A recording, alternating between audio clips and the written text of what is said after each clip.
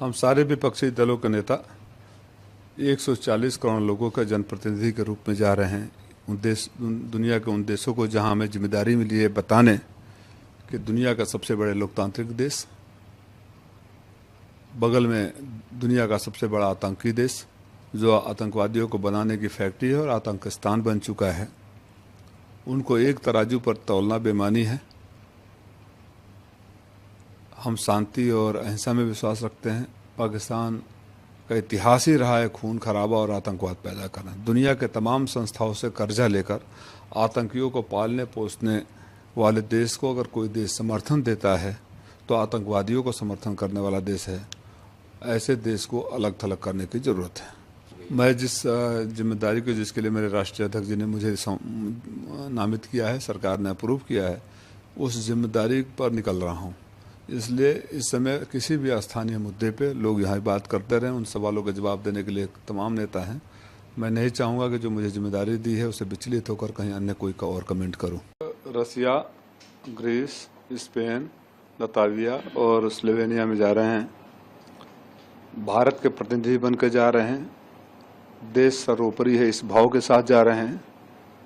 देश के प्रति हमारी कुछ जिम्मेदारी है, जिस जिम्मेदारी का निर्वहन करने के लिए मैं अपने राष्ट्रीय अध्यक्ष जी का आभारी हूं कि उन्होंने मुझे मौका दिया अपनी पार्टी की तरफ से। सरकार ने प्रतिनिधिमंडल में शामिल किया, तो मैं अपनी उन जिम्मेदारियों के एहसास के साथ इन देशों में जा रहा हूं प्रतिनिधिमंडल के साथ, कि उन देशों को ये बताया जाए कि इस समय देश दुनिया में भारत दुनिया का सबसे बड़ा लोकतांत्रिक देश है। एक हमारा पड़ोसी पाकिस्तान है जिसको आतंकिस्तान कहना ज़्यादा उचित होगा। हम शांति चाहते हैं, हम अहिंसा के रास्ते पे चलने वाले हैं। वहीं जो बगल का देश है वो दुनिया के तमाम संस्थाओं से कर्ज लेकर, सहायता लेकर, आर्थिक मदद लेकर आतंकियों को पालता और पोसता है। और सिर्फ भारत के लिए नहीं, याद करना चाहिए कि ओसामा बिन लादेन कहाँ पकड़ा गया था, कहाँ मारा गया था। तमाम जो डिजिग्नेटेड टेररिस्ट हैं वो किस देश के हैं, इस दुनिया को एहसास कराना पड़ेगा। क्योंकि अगर जो लोग ये इंडिया और पाकिस्तान को एक तराजू पर तौलते हैं वो ठीक नहीं है।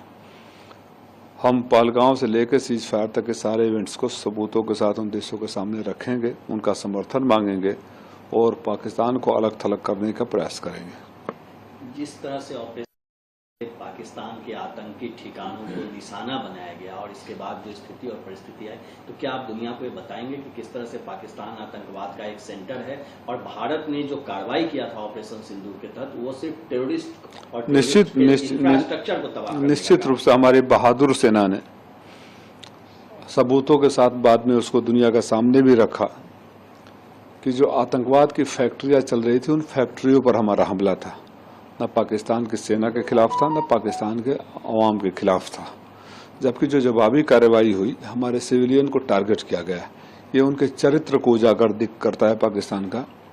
एक तरफ हम आतंकवादियों के ऊपर हमला कर रहे थे, डिजिग्नेटेड आतंकवादी थे, सिर्फ हमारे लिए नहीं दुनिया के लिए थे, और वो हमारे निरीह नागरिकों के ऊपर हमला कर रहे थे।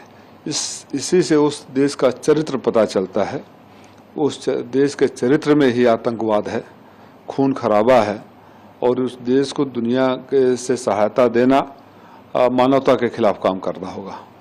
और एक आखिरी सवाल की ओर खड़ा किया कि आपको लगता है इन सब चीजों पर मैं इस समय स्थानीय राजनीति पर किसी भी मुद्दे पर बात नहीं करूंगा। मैं अपने नेता और सरकार का आभारी हूं कि उन्होंने मुझे इस लायक चुना है। तो जिस लायक चुना है मैं सिर्फ उन्हीं मुद्दों पर बात करूंगा।